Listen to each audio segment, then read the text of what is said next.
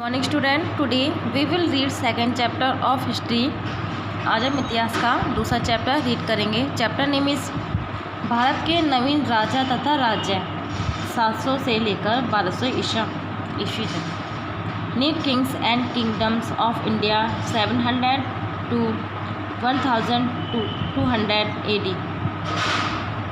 यानी कि इस चैप्टर में हम जो भारत के नए राजा थे और उनका राज्य किस तरह से हुआ, कौन कौन से राजा है, इसके बारे में रीड करेंगे। फर्स्टली ये पहले आए थे राजपूत युग। उत्तरी भारत में 7वीं शताब्दी से 12वीं शताब्दी के बीच का समय को राजपूत युग के नाम से जाना जाता है। यानी कि उत्तरी भारत में 7वीं शताब्दी से लेकर 12वीं शताब्दी के जो युग है उसको हम राजपूत युग के नाम से जानते हैं। फिलहाल 8वीं शताब्दी में 3 शक्तिशाली राज्य उत्तरी तथा दक्षिणी भारत में उभर कर आए थे। 8वीं शताब्दी में 3 शक्तिशाली उत्तरी और दक्षिण में उभर कर आए थे। वे थे पाल, गुर्जर, प्रतिहार एवं राष्ट्रकूट। ये तीनों शक्तिशाली राज्य आपस में हमेशा लड़ते रहते थे। गजनी के शासक महमूद ने 11वीं शताब्दी में भारत पर अनेक आक्रमण कर यहाँ के मंदिरों तथा अनेक नगरों को लूटा तथा उन्हें तहस नहस कर डाला। मोहम्मद गौरी ने 12वीं शताब्दी में भारत पर आक्रमण कर उत्तरी भारत से हिंदू शासन का अंत कर दिया। इस आक्रमण के फलस्वरूप दिल्ली सल्तनत एवं मुस्लिम सत्ता की स्थापना हुई। यानी कि मोहम्मद गौरी ने 12वीं शताब्दी में भारत पर आक्रमण कर उत्तरी भारत का जो हिंदू शासन था उसको समाप्त कर दिया था। इसके बाद ही दिल्ली सल्तनत एवं मुस्लिम सत्ता की स्थापना शुरू हुई थी। नेक्स्ट है हमारा गुर्जर प्रतिहार। प्रतिहारों को गुर्जर प्रतिहार के नाम से भी जाना जाता है। ये गुर्जरों के वंशज थे जो हूणों के कुछ समय बाद भारत में आए थे। इस वंश का प्रथम शासक नागभट्ट था जिसने सिंध के अरबी मुसलमानों को पराजित किया था। इस वंश का एक अन्य प्रतापी राजा मीर बोज था जिसने 836 ईस्वी से 885 ईस्वी तक शासन किया। उसने बंगाल के पाल शासकों द्वारा विजित प्रदेशों पर पुनः अधिकार कर लिया। उत्तरी भारत पर प्रतिहारों ने लगभग 300 वर्ष पूर्व तक शासन किया था। नेक्स्ट है हमारा पाल। ये 750 से लेकर 1120 ईस्वी तक इनका शासनकाल रहा था। देखिए, पाल बंगाल एवं बिहार के शासक थे। बंगाल का पूर्वी भाग बंग तथा पश्चिम भाग को गौड़ कहा जाता था। यानी कि बंगाल के 2 भाग थे, पूर्वी भाग को बंग तथा पश्चिम भाग को गौड़ के नाम से जाना जाता था। पाल राजा एक विशाल तथा शक्तिशाली सेना रखते थे जिसके बल पर उन्होंने अपने राज्य का विस्तार किया। उन्होंने अपने पड़ोसी राज्यों से अनेक सामरिक संधियां भी की, यानी कि समझौता। दक्षिण पूर्व एशिया के देशों से उन्होंने व्यापारिक संबंध स्थापित किए जिस कारण उनकी शक्ति तथा समृद्धि में वृद्धि हुई। पाल शासकों ने बौद्ध धर्म अपनाया तथा उसे संरक्षण प्रदान किया। उन्होंने बिहार में विक्रमशिला विश्वविद्यालय स्थापित किया तथा नालंदा विश्वविद्यालय में अनेक सुधार किए। पाल शासकों ने बौद्ध विहार भी बनवाए। उस समय भारत का सबसे बड़ा शिक्षा का केंद्र नालंदा विश्वविद्यालय था। यानी कि जब पाल का शासक था उस समय भारत में शिक्षा का सबसे बड़ा केंद्र था नालंदा विश्वविद्यालय। ये नेक्स्ट है हमारा राष्ट्रकूट। राष्ट्रकूटों का शासन दक्षिण भारत में था। राष्ट्रकूट बादामी की चालुक्यों के अधीन सामंत थे। दंतिदुर्ग तथा दंतिवर्मन ने इन्हें शक्तिशाली बनाया। दंतिवर्मन ने एक स्वतंत्र राज्य की स्थापना की तथा शोलापुर के पास मदाकेत को अपनी राजधानी बनाया।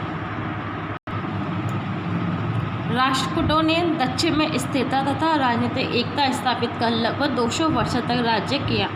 कल्याणी के चालुक्य ने 973 ईस्वी में राष्ट्रकूटों को परास्त किया। राष्ट्रकूट शासक धर्म सहिष्णु थे। उन्होंने शैव, वैष्णव, जैन एवं बौद्ध धर्मों का संरक्षण प्रदान किया। इस्लाम धर्म के प्रति वह सहिष्णु रहे तथा मुस्लिम व्यापारी को अपने राज्य में मस्जिद निर्माण तथा निवास करने की आज्ञा प्रदान की।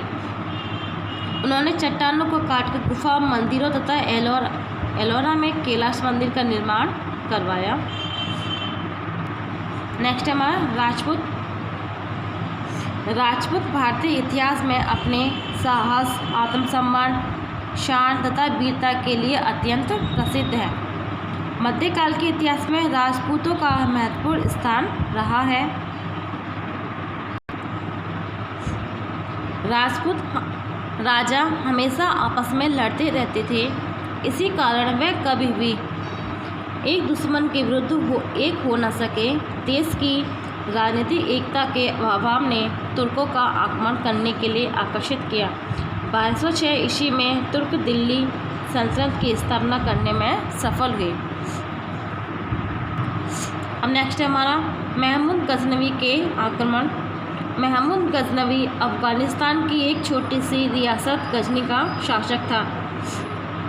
वह मध्य एशिया में विशाल साम्राज्य का निर्माण करने का सपना देखता था, जिसके लिए उसे एक बड़ी मात्रा में धन तथा और सैन्य शक्ति की जरूरत थी। यानी कि जो महमूद गजनवी था वह मध्य एशिया में अपने विशाल साम्राज्य की स्थापना करने का सपने देख रहा था। इसके लिए देखिए उसने क्या किया था। उसने अपने बुजुर्गों से भारत के मंदिरों में अथाह धन दौलत के विषय में सुन रखा था। यानी जो उसके बुजुर्ग थे उससे इन्होंने ये सुना था कि भारत के मंदिरों में सबसे ज़्यादा धन दौलत है। अतः इसके लिए उसने क्या किया। अतः उसने सन 1000 से 1025 के मध्य भारत पर 17 बार आक्रमण कर अनेक नगरों एवं मंदिरों को विध्वंस कर अपार धन संपत्ति लूटी। यानी कि उसने ये सुना था कि भारत के मंदिरों में बहुत ज़्यादा धन दौलत है, तो उसने क्या किया 1000 से लेकर 1025 के मध्य भारत में 17 बार आक्रमण किया। और उसने ये जो आक्रमण मंदिरों पर किया जिससे कि वो वहाँ मंदिरों से धन संपत्ति को लूट सके। दूसरा देखिए, सोमनाथ पर उसका आक्रमण सबसे अधिक विनाशकारी साबित हुआ। उसने अपने आक्रमणों में मंदिरों की मूर्तियों को तोड़ा, उन्हें लूटा तथा विध्वंस भी कर दिया। सोमनाथ का जो मंदिर है उस पर उसने आक्रमण किया था। ये बहुत विनाशकारी था क्योंकि उसने वहाँ की धन संपत्ति को तो लूटा ही, उसने वहाँ जो मंदिर की मूर्तियाँ भी उनको भी तोड़ दिया था। अब देखिए हम पढ़ेंगे राजपूतों के पराजय के कारण। राजपूत क्यों पराजय हुए थे। राजपूत वीर तथा बहादुर योद्धा थे, उनमें साहस भी खूब था, फिर भी वे एक स्थायी एवं शक्तिशाली साम्राज्य की स्थापना करने में असफल रहे। इसका मुख्य कारण उनमें संगठन तथा एकता का अभाव होना था। राजपूतों में अहंकार की भावना भी जरूरत से ज़्यादा पाई जाती थी, जिस कारण वे दूसरे राजा की सहायता के लिए आगे नहीं आते थे। वे हाथी सेना पर निर्भर थे जो युद्ध में सही नहीं रहते थे। राजपूतों में नीति कुशलता का भी अभाव था। इन्हीं सभी कारणों से राजपूतों की पराजय हुई।